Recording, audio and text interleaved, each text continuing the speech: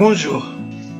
Afin de retrouver une valeur très rapidement dans un tableau Excel, vous avez la possibilité d'effectuer une recherche soit dans une feuille, soit dans un classeur ou dans plusieurs bases de données.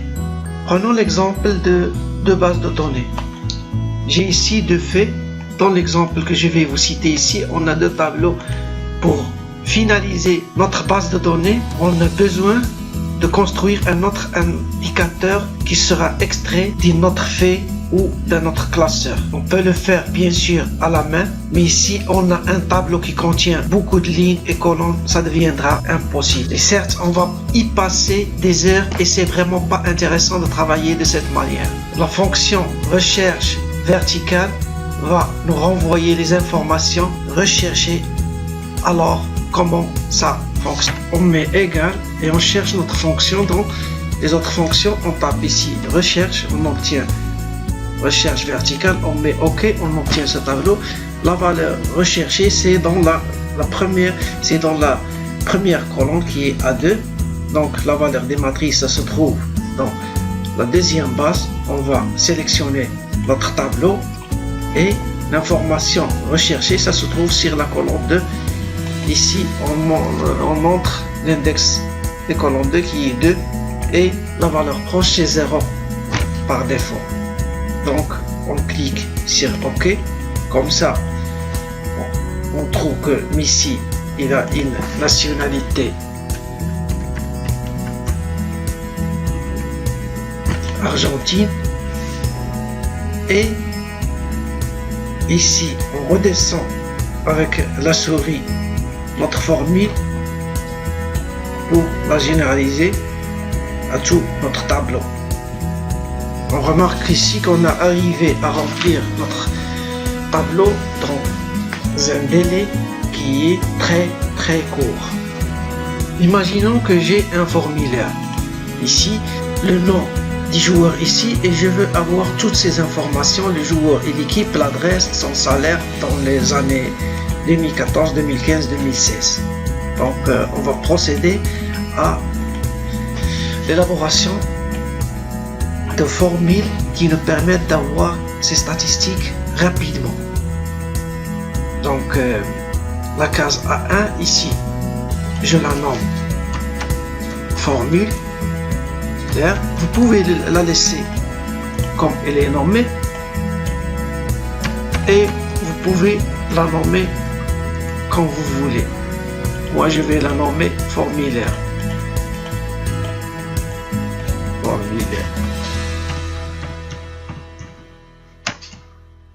Dans notre formulaire, on va chercher un certain nombre de données pour chaque joueur. Donc on va faire la même sorte que l'exemple précédent, mais on va faire la recherche verticale sur plusieurs étapes.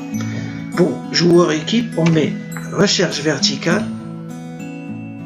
La valeur recherchée, c'est notre formulaire. La table de matrice, c'est notre tableau bien sûr. Et vous remarquez qu'on va rechercher le prénom et l'équipe. Donc ça va s'étaler sur deux colonnes. On sélectionne notre tableau, on met nombre d'index colonne C2, la valeur par défaut c'est 0 et on valide par OK. Remarquez qu'on a maintenant que le joueur. Maintenant on veut l'équipe. Donc ici on revient sur notre formule et on met et on recopie notre formule CTRL-C, CTRL-V. Mais on va rechercher ici, c'est dans la colonne C, ça veut dire colonne 3. Donc ici, on remplace 2 par 3. On remarque qu'on a obtenu le résultat suivant, Messi, Barcelona, sauf que on remarque que les deux noms sont à peu près soudés. Donc nous, on veut obtenir un texte qui est lisible et correct. Donc on revient sur notre formule, on met entre guillemets un vide, entre guillemets, et on tape encore et on valide par OK. Vous remarquez que les données se sont séparés. Pour calculer les salaires 2014, 2015 et 2016, on va procéder de la même manière. On met égal, recherche verticale, la valeur recherchée c'est Messi, table de matrice c'est notre tableau bien sûr, pardon, c'est ici. On sélectionne tout notre tableau et on remarque qu'au niveau des salaires, c'est DK, c'est DEF. Donc ce sont les colonnes 4, 5 et 6. Donc l'index des colonnes c'est 4 et la valeur proche par défaut c'est 0. On valide par OK.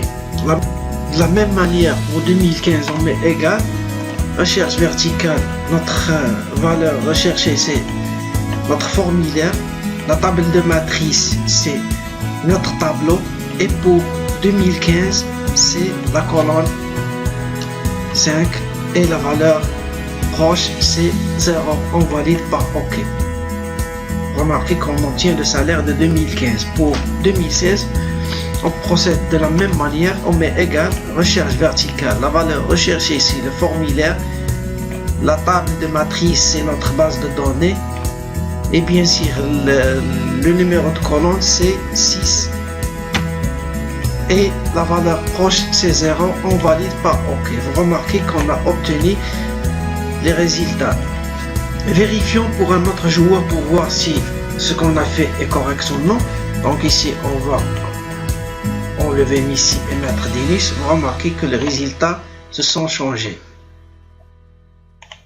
Pour un autre joueur, Isco, vous remarquez que les résultats aussi ont changé. Revenons encore à notre base de données. On veut calculer la somme des salaires des joueurs dans les différentes années. On met égal et on saisit somme. Ici on valide par entrée. On a la somme des 3 années pour Messi. La même chose pour les autres. Donc ici total. On a ici le total des salaires des joueurs durant les 3 années. Maintenant on va voir une autre fonctionnalité, la fonctionnalité de rechercher et remplacer.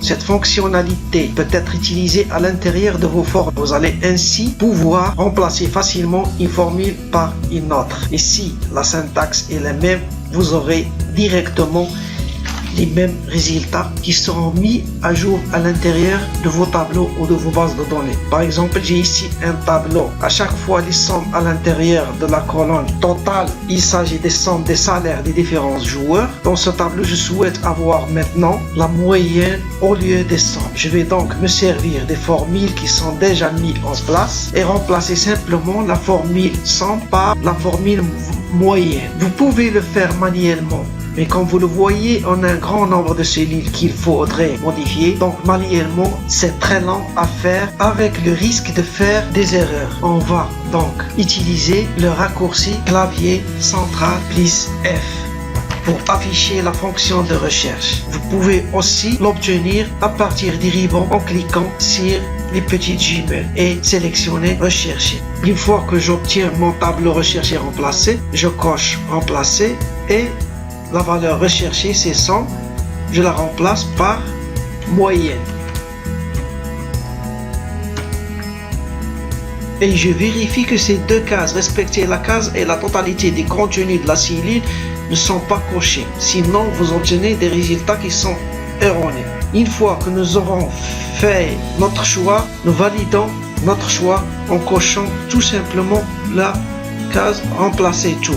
Remarquez que Excel vous donne l'information suivante. Excel a terminé la recherche et a effectué 17 remplacements. Vous validez par OK. Remarquez que vous avez obtenu ici les moyennes. Les remplacements ont été bien effectués. Comme vous le voyez dans Excel, vous avez un certain nombre de formules qui fonctionnent avec des arguments et des syntaxes similaires et comparables. On verra plus loin d'autres types de formules. J'espère que ce cours vous a rendu service. N'hésitez pas à me laisser vos commentaires et je vous exhorte à faire beaucoup d'exercices si vous voulez vraiment maîtriser ces formules. Le fait de refaire des exercices, c'est la seule façon de maîtriser les formules et maîtriser toute connaissance. Merci. N'oubliez pas de vous abonner à ma chaîne.